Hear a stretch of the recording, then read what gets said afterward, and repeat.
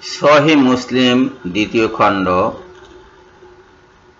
কিতাবুত তাহারাত তাহারাত অধ্যায় অনুচ্ছেদ ১ ওযুর ফজিলত। আসসালামু আলাইকুম বন্ধুগণ। আবু মালেক আশআরী বলেছেন, তিনি বলেন, রাসূলুল্লাহ সাল্লাল্লাহু আলাইহি ওয়াসাল্লাম বলেছেন, পবিত্রতা ঈমানের অর্ধেক। পবিত্রতা ঈমানের অর্ধেক। পবিত্রতা ঈমানের অর্ধেক। অপবিত্র লোকের ঈমানের ঘাটতি থাকে, সে যথাসম্ভব তাড়াতাড়ি পবিত্রতা অর্জন করবে। কাফের, মুশরিক, বেদিনরা অপবিত্র। সূরা তওবার ২৮ নম্বর আয়াত। মুশরিকরা অপবিত্র। ইন্নামাল মুশরিকিনা নাজাসুন। মুশরিকরা হচ্ছে অপবিত্র। এবং ওই আয়াতে মুসলমানদেরকে আল্লাহ পাক সতর্ক করেছেন যেন কাবা ঘরের কাছে অপবিত্র লোকজন ঢুকতে না পারে, পৌঁছতে না পারে, এবং মুশরিকদেরকে, কাফিরদেরকে নিষিদ্ধ ঘোষণা করা হয়েছে কাবার চত্বরে, কারণ তারা অপবিত্র। রাসূলুল্লাহ সাল্লাল্লাহু আলাইহি ওয়াসাল্লাম মানুষকে পবিত্র করেন। সূরা বাকারার ১৫১ নম্বর আয়াত।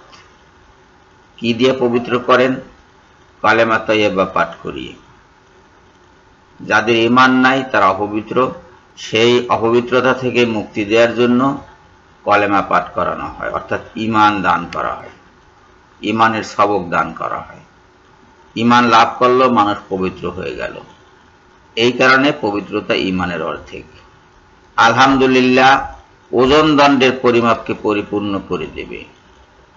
যে আলহামদুলিল্লাহ বলল, অর্থাৎ আল্লাহর শুকর করলো, আল্লাহর গুণগান করলো, প্রশংসা করলো। ওজন দণ্ড কি? মিজান। হাসরের দিনে মানুষের পাপ পুণ্যকে মিজানে ওজন করা হবে, নিক্তিতে তোলা হবে, এবং সেখানে এই আলহামদুলিল্লাহ ওজন দণ্ডকে পরিপূর্ণ করে দেবে। রাসূলুল্লাহ সাল্লাল্লাহু আলাইহি ওয়াসাল্লাম বলেছেন, তোমরা প্রত্যেক নামাজের পরে ৩৩ বার সুবহানাল্লাহ, ৩৩ বার আলহামদুলিল্লাহ এবং ৩৪ বার আল্লাহু আকবার পড়বে। সুবহানাল্লাহ আল্লাহর পবিত্রতা ঘোষণা।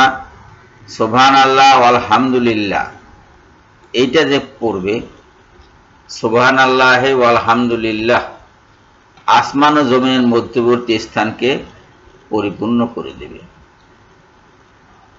আসমান ও জমিনের মধ্যবর্তী স্থান, যেটাকে বিজ্ঞানে বলা হয় মহাজগৎ। মহাজগৎ কোথায়? বিজ্ঞানীদের মহাজগৎ কোথায়? বিজ্ঞানীদের মহাজগতে আসমান নাই, জমিনও নাই। আছে কি? তারকারাজি, গ্রহ, নক্ষত্র, উপগ্রহ ইত্যাদির সমাহার। এই জগৎটিকে আল্লাহর কিতাবে কি বলা হয়েছে? সূরা আল মুলকে বলা হয়েছে, নিম্নতম আকাশকে আমি প্রদীপমালার দ্বারা সজ্জিত করেছি। নিম্নতম আকাশকে আমি প্রদীপমালার দ্বারা সজ্জিত করেছি। নিম্নতম আকাশের নিম্নতম ভাগকে, অর্থাৎ আসমান ও জমিনের মধ্যবর্তী স্থানকে। আসমান ও জমিনের মধ্যবর্তী স্থানকে আলোকমালার দ্বারা সজ্জিত করা হয়েছে, এবং তারও নিচে আরো কিছু বিষয় আছে, যেমন বাতাস আছে, শূন্যস্থান আছে। এগুলোকে পরিপূর্ণ করে দেবে। কি পরিপূর্ণ করে দেবে? সুবহানাল্লাহ ওয়া আলহামদুলিল্লাহ।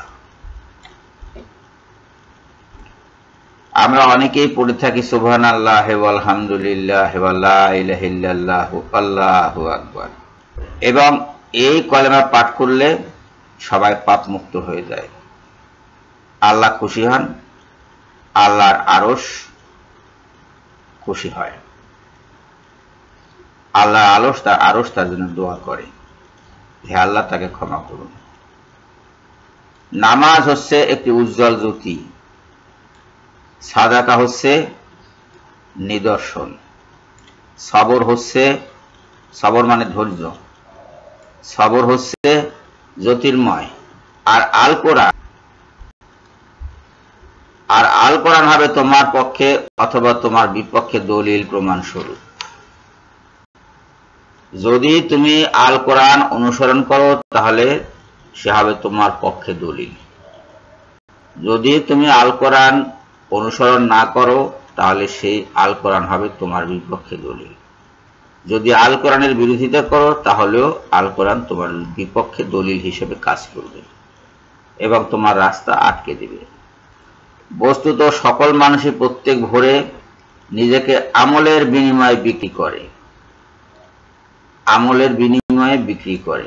আমল মানে কাজ, সৎ কাজ অথবা বদ কাজ, নেক কাজ অথবা বদ কাজ, আমল অথবা বদ আমল। নেক আমলের বিনিময়ে সে তাকে আল্লাহর কাছে বিক্রি করলো এবং আল্লাহ তাকে জান্নাতের বিনিময়ে কিনে নেবেন।